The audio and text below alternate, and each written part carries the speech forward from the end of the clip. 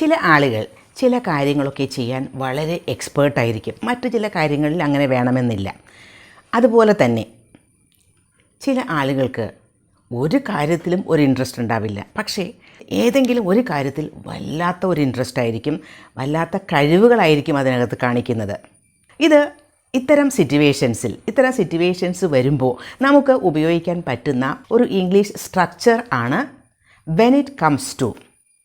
Four example, when it comes to cleaning എന്ന് പറയുമ്പോൾ ക്ലീനിങ്ങിൻ്റെ കാര്യം വരുമ്പോൾ, when it comes to studying എന്ന് പറയുമ്പോൾ പഠിക്കുക എന്ന ഒരു കാര്യം വരുമ്പോൾ, ഒരു പ്രത്യേക കാര്യം വരുമ്പോൾ വല്ലാത്ത ഇൻട്രസ്റ്റ് അല്ലെങ്കിൽ ഒട്ടും ഇൻട്രസ്റ്റ് ഇല്ല.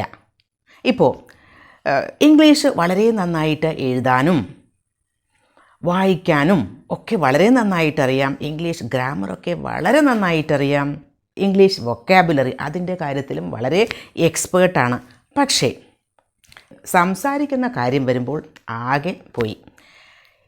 When it comes to speaking English, മനസ്സിലായില്ലേ? അപ്പോൾ ഒരു പ്രത്യേക കാര്യത്തിൽ നമുക്ക് ആ ഒരു കാര്യം വരുമ്പോൾ എന്ന് പറയുന്നതിനാണ് വെൻ ഇറ്റ് കംസ് ടു എന്ന ഒരു ഇംഗ്ലീഷ് സ്ട്രക്ചർ ഉപയോഗിക്കുന്നത്. അപ്പോൾ നമുക്ക് കൂടുതൽ എക്സാമ്പിൾസ് നോക്കണ്ടേ? വളരെ സ്മാർട്ടായിട്ടുള്ള എൻ്റെ ഒരു ഫ്രണ്ട്, എല്ലാ കാര്യത്തിലും സ്മാർട്ടാണ്, പക്ഷേ സ്റ്റേജിൽ ഒന്ന് സംസാരിക്കേണ്ടി വരുമ്പോൾ he gets nervous.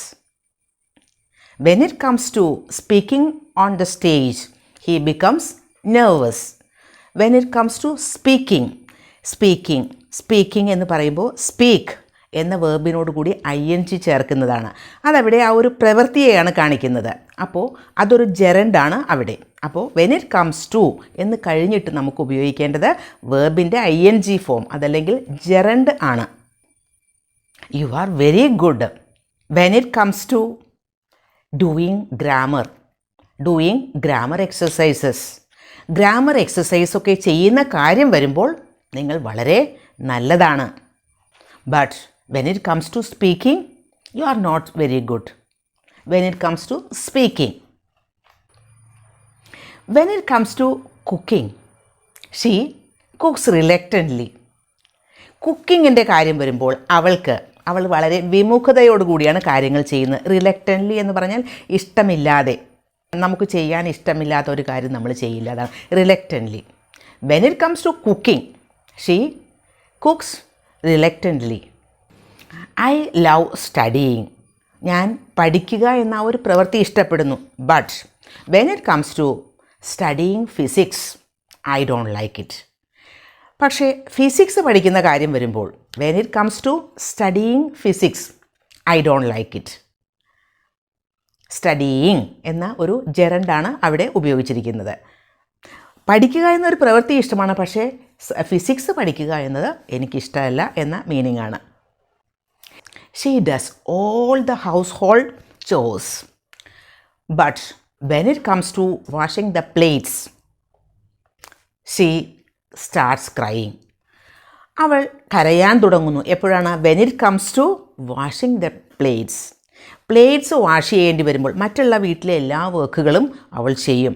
She does all the domestic ചോസ് but when it comes to washing the plates she starts crying. ആൾക്ക് ഇഷ്ടമില്ല ആ ഒരു ഏരിയ, ആ ഒരു കാര്യം വരുമ്പോൾ. Her husband doesn't want to spend a lot of money for her dresses. But when it comes to buying his dresses, he spends profusely. അവളുടെ husband അവളുടെ ഡ്രസ്സിൻ്റെ കാര്യത്തിൽ ഒരുപാട് പൈസ ചെലവ് ചെയ്യാനൊന്നും ഇഷ്ടമുള്ള ആളല്ല. But when it comes to buying his dresses, അദ്ദേഹത്തിൻ്റെ ഡ്രസ്സസ് വാങ്ങുന്ന കാര്യത്തിൽ ഹീ സ്പെൻഡ്സ് പ്രൊഫ്യൂസ്ലി, ഇഷ്ടം പോലെ പൈസ, ഹ്യൂജ് എമൗണ്ട്സ്, ഒരുപാട് പൈസ ചിലവാക്കുന്ന കാര്യത്തിൽ ഒരു ബുദ്ധിമുട്ടില്ല. When it comes to buying his dresses, buying എന്ന ജെറൻഡാണ് അവിടെ ഉപയോഗിച്ചത്. When it comes to buying. ഇനി വെൻ ഇറ്റ് കംസ് ടു എന്ന ഒരു സ്ട്രക്ചർ നമുക്ക് പാസ്റ്റ് ടെൻസിലും ഉപയോഗിക്കാം. അപ്പോൾ വെൻ ഇറ്റ് കംസ് ടു എന്നല്ല ഉപയോഗിക്കേണ്ടത്, വെൻ ഇറ്റ് കെയിം ടു. ആ ഒരു കാര്യം വന്നപ്പോൾ എന്ന മീനിങ് ആണ് വരുന്നത്. എക്സാമ്പിൾ വേണ്ടേ? When it came to dancing you had run away from there. When it came to dancing, ഡാൻസിൻ്റെ കാര്യം വന്നപ്പോൾ നിങ്ങൾ അവിടെ നിന്ന് ഓടിപ്പോയി. When it came to dancing you had run away from there, നിങ്ങൾ അവിടെ നിന്ന് ഓടിപ്പോയിരുന്നു.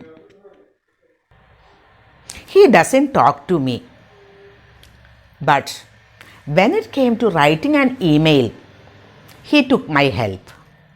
അവൻ എന്നോട് സംസാരിക്കാറില്ല, പക്ഷേ ഒരു ഇമെയിൽ എഴുതേണ്ട കാര്യം വന്നപ്പോൾ when it came to writing an email he took my help, എൻ്റെ സഹായം ചോദിച്ചു, എൻ്റെ സഹായം വേണ്ടി വന്നു എന്നൊക്കെയാണ്. He took my help. She is very smart but when it comes to driving a car her hands start trembling. അവൾ വളരെ സ്മാർട്ടാണ്, പക്ഷേ ഒരു കാറ് ഡ്രൈവ് ചെയ്യുന്ന കാര്യം വരുമ്പോൾ അവളുടെ കൈകൾ വിറയ്ക്കാറുണ്ട്. വെൻ ഇറ്റ് കംസ് ടു എന്ന ഇംഗ്ലീഷ് സ്ട്രക്ചർ നമുക്ക് വളരെ ഈസി ആയിട്ട് നമ്മുടെ ഡേ ടു ഡേ ലൈഫിൽ ഉപയോഗിക്കാൻ പറ്റിയതാണ്. ഇത് മനസ്സിലായതുകൊണ്ട് മാത്രം കാര്യമില്ല, ഇത് ഒരുപാട് സെൻറ്റൻസസ് വെച്ച് പ്രാക്ടീസ് ചെയ്യുക, മാത്രമല്ല ഉപയോഗിക്കുക, അത് മറക്കരുത്.